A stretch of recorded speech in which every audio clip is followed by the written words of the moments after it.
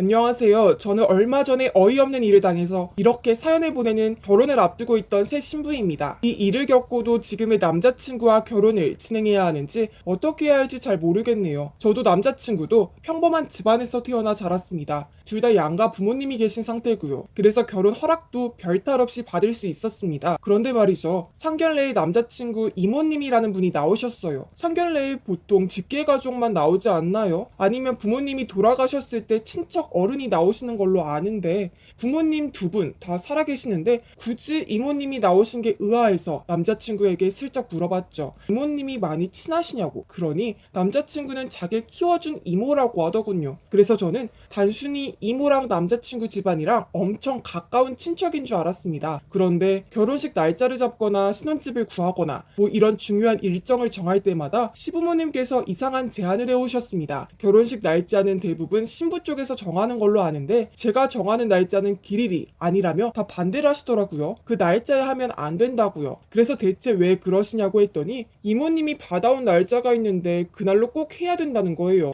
그래서 어머님도 아니고 아버님도 아닌 진짜 이모도 아닌 분이 받아오는 날짜에 결혼을 해야 되는 이유가 뭐냐고 물었어요. 누가 봐도 너무 이상하잖아요. 그러니 남자친구는 이모님이 용한 점집에서 받아온 길일이라서 예비 시부모님들도 허락하신 일이라고 그냥 그 날짜에 하자고 밀어붙이네요. 뭐 우리 잘 되라고 하시는 말이니까 저희 집에서도 알겠다고 하셨어요. 그렇게 결혼 날짜를 잡고 결혼 준비를 시작하게 되었습니다. 그 이모님께서는 결혼 준비하는 동안 예복을 보러 갈 때에도 혼수를 보러 가거나 예단을 사러 갈 때에도 언제나 시어머니 옆에 동행하셨어요. 저희 친정 엄마도 안 나오시는 날에 시어머니랑 시어머니 친한 이모님까지 모시고 혼수 보러 다니려니 완전 미칠 노릇이겠더라고요. 시어머니도 가뜩이나 불편한데 이모님까지 같이 있으니까 시어머니를 두 분 모시고 다니는 기분이 들었고 두 배나 더 힘들었죠. 그래서 남자친구한테 말했어요. 왜 자꾸 이모님이 같이 나오시는 거냐? 불편해 죽겠다고 그랬더니 시어머니보다 이모님이 물건 보는 센스가 있으셔서 그런 거다. 다 우리 위해서 시간 내서 오시는 거니 불편하게 생각 말라고 웃는 거예요. 그래요. 여기까지는 참을만 했어요. 제가 참을 수 없던 건 결혼식 날이었죠. 결혼식 당일날 정말 말도 안 되는 꼴을 목격했습니다. 식전에 신랑이랑 먼저 가서 웨딩홀 안에서 사진 촬영을 했어요.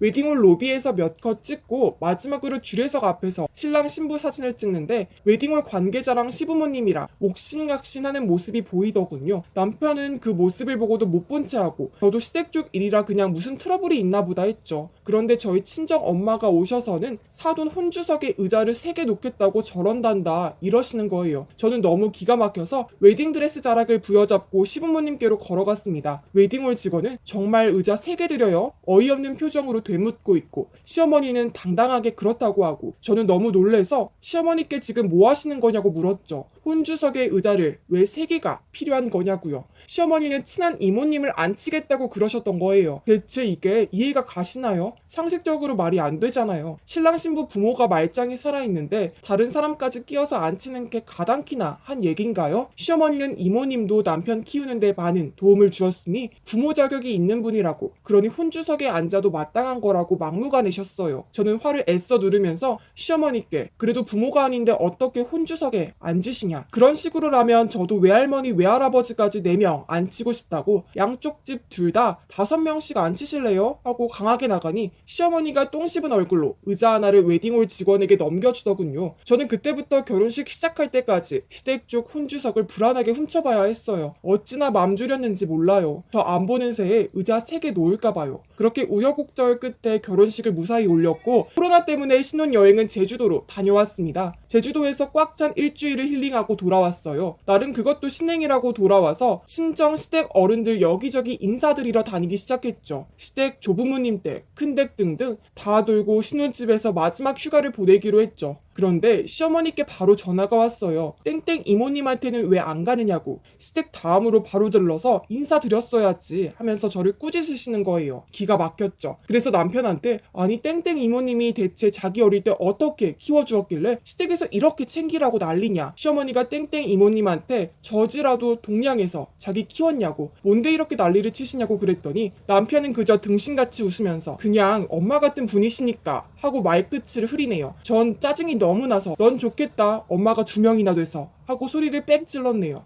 제가 너무 스트레스 받아 하니까 그때부턴 잠잠했는데요. 1년 뒤 제가 아이를 낳게 된 후가 절정이었어요. 일단 아이를 임신했을 때부터 이상한 낌새가 보이기 시작했어요. 시댁에서 임신 축하 파티를 열어주신다 하셔서 기쁜 마음으로 갔더니 그 이모님도 계신 거예요. 제가 남편에게 난리친 뒤로 뵐 일이 없었는데 그 자리에서 갑자기 뵙게 되니까 좀 당황스러웠어요. 그래서 간만에 뵙는 거라 그냥 웃으며 인사를 드렸죠. 그런데 자기가 아기 이름을 지어왔다며 대뜸 저희 아기 이름을 보여주시는 거예요. 시어머니는 이름이 너무 좋다고 옆에서 맞장구 쳐주시고 저는 불쾌했어요. 친할머니도 아니고 생판 남인 사람이 왜 남의 아이 이름을 지어와요. 그냥 감사한데 저희 부부가 알아서 짓겠다고 선 그었더니 또 엄청 서운한 표정 지으시네요. 그냥 다 짜증나고 그래서 남편 데리고 밥만 대충 먹고 집으로 왔어요. 남편은 오랜만에 보는 이모 앞에서 꼭 그렇게 티를 냈어야 하냐고 하면서 오랜만에 부부싸움을 했네요. 시간이 흐르고 저는 예쁜 아들을 출산했어요. 사실 9개월도 안 돼서 양수가 터졌어요. 그래서 저희 아들은 미안하게도 미숙아로 태어나 잠시 인큐베이터 신세를 졌었답니다. 혹시나 아이가 잘못될까봐 매일매일 울고불고 기도하고 힘들었습니다.